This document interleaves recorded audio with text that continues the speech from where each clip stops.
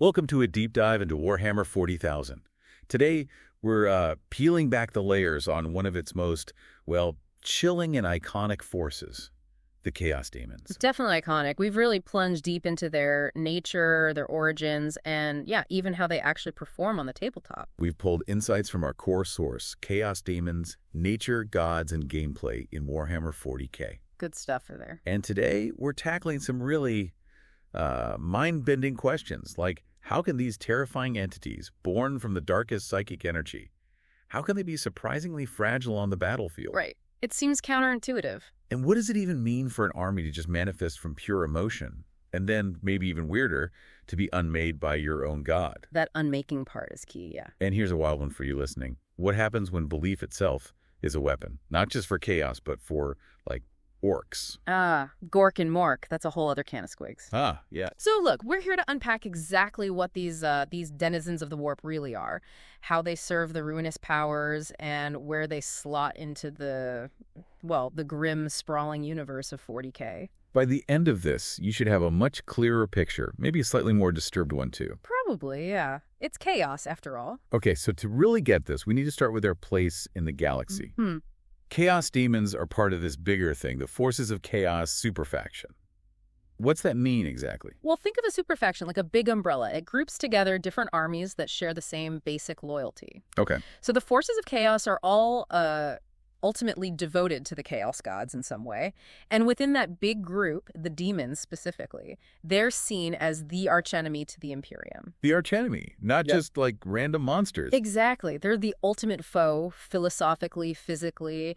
They represent the core threat trying to pull everything apart, central to the whole conflict. Right. So their nature, their origins, it's described as esoteric. They're from the warp, this alternate dimension of just raw, chaotic, psychic energy. Often called space hell, which honestly isn't far off. It's turbulent and nightmarish. And they're pure psychic energy. So no bodies in the way we think of them. No bones, no organs. Precisely. No biology as we understand it. They are literally sentient embodiments of chaos, raw psychic energy that somehow coalesced into a form, usually a horrible form. Formed from emotions, right? Like mortal thoughts and feelings. Exactly. Dark emotions, mostly.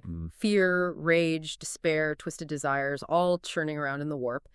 And here's the really crucial bit, maybe the first big surprise for some listeners.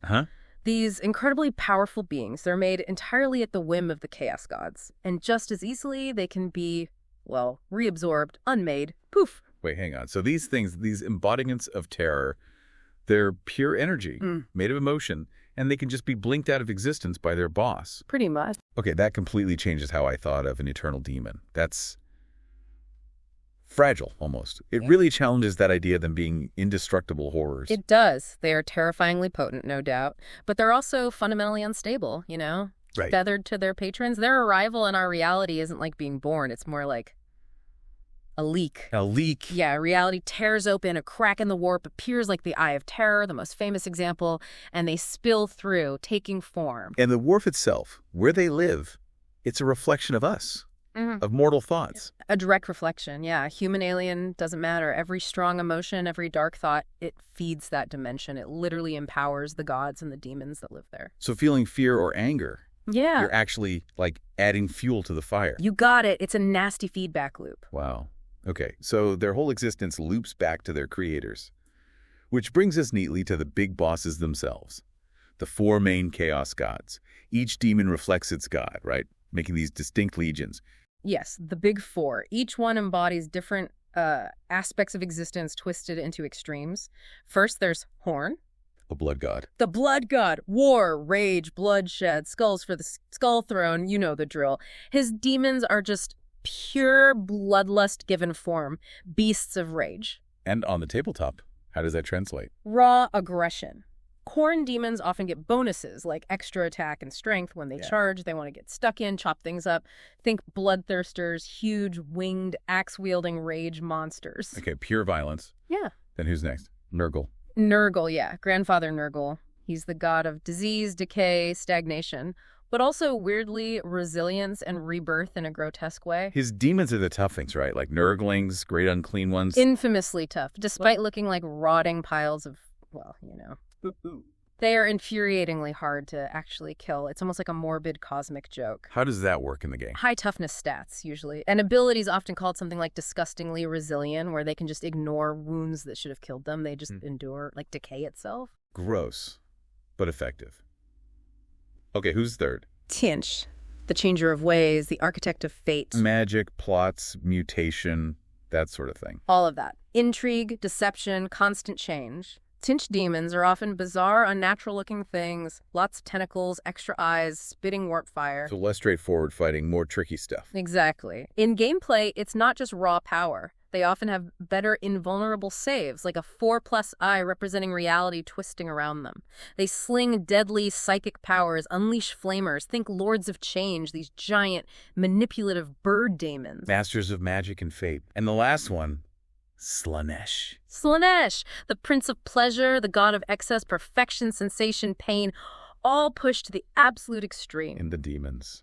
Demonettes, they're fast, right? Well, possibly fast. Graceful but deadly. In the game, they often get rules letting them advance and charge in the same turn. They just blur across the battlefield into combat. Like a deadly dance. Yeah, reflecting that swift, seductive, but ultimately ruinous nature. Their big ones are keepers of secrets. And remember, across all 4 gods, you also find demon princes. Thorls who got promoted. Yeah, ascended mortals, and the greater demons, like the Bloodthirsters and Lords of Change we mentioned, they're the most powerful, direct extensions of their god's will. So thinking about all 4, it really paints a picture. You could have this, like, shambling horde of Nurglings next to a towering great Unclean one. Right, this wave of resilience and decay. And then facing them off against these bizarre, fire-spewing horrors of Tzeentch, flickering in and out of reality. While lightning-fast daemonettes of Slaanesh are just zipping around the flanks. It's just this incredible, terrifying variety. Yeah. Pure emotion made manifest in all these different awful ways, all pouring out of the warp. Absolutely. A chaotic kaleidoscope of nightmares. Okay, so let's talk gameplay specifics then. Chaos Daemon's armies, diverse, unpredictable, good at melee, psychic stuff, messing with the enemy depending on the god. Yeah, lots of flavors. And they usually get that army-wide 5 plus invulnerable save. Which sounds amazing, right? Just shrug it off damage. Makes them sound really tough, especially for energy beings. It sounds amazing, yeah. And it can be. But here's that lesser-known detail, maybe the next big surprise. Go on.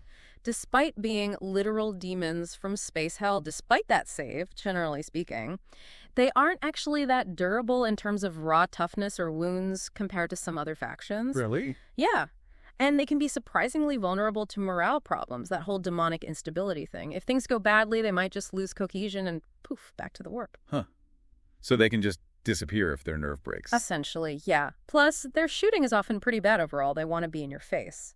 And while they have variety between gods, sometimes within one god's list, the unit choices can feel a bit limited compared to, say, Space Marines. And their psychic powers and summoning, those can be shut down.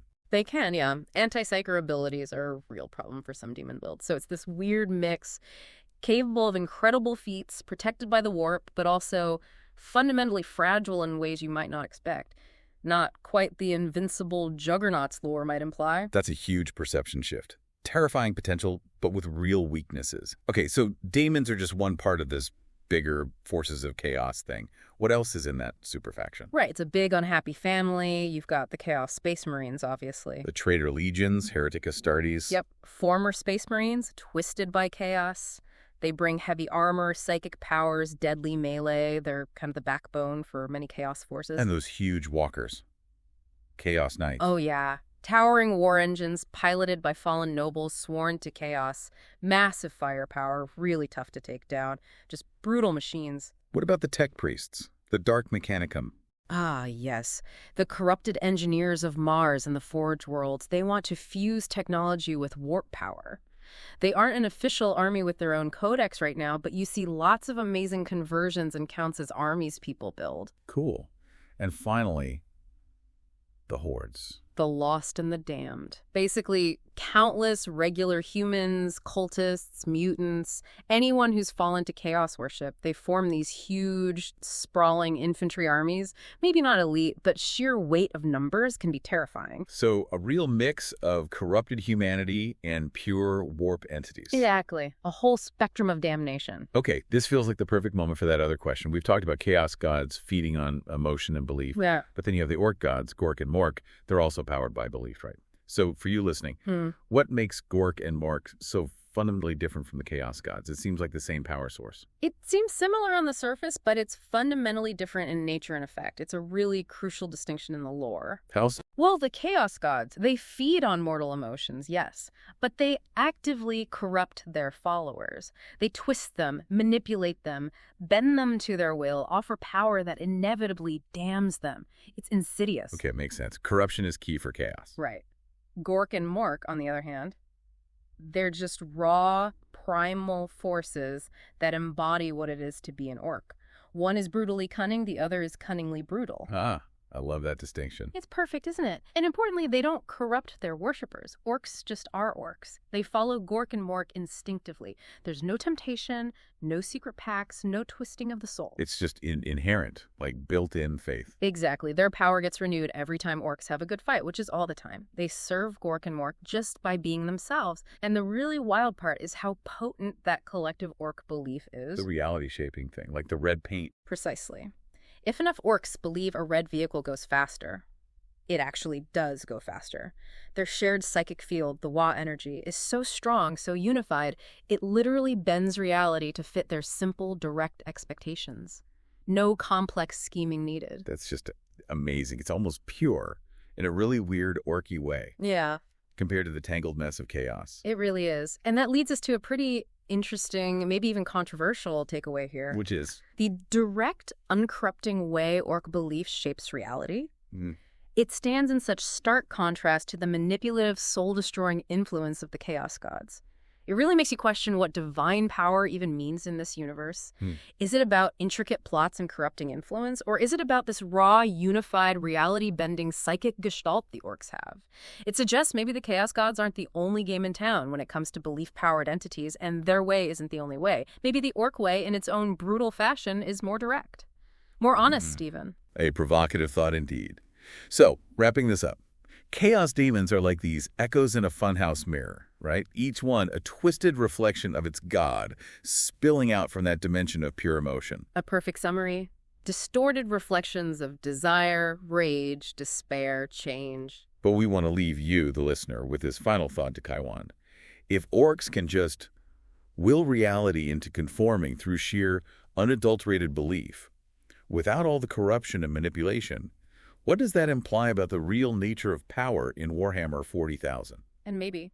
What does it say about how dependent the chaos gods truly are on the messy, complicated thoughts and emotions of mortals? Are they as all-powerful as they seem, or are they just reflections themselves? Deep questions. It certainly challenges the whole godhood concept. How silly. Well, we hope you've enjoyed this deep dive into the chilling, complex, and surprisingly fragile world of chaos demons. Hope it was illuminating. Thanks for listening. Please do share your thoughts, subscribe if you haven't, maybe leave a review, join the Deep Dive community. Until next time. Keep exploring those hidden depths.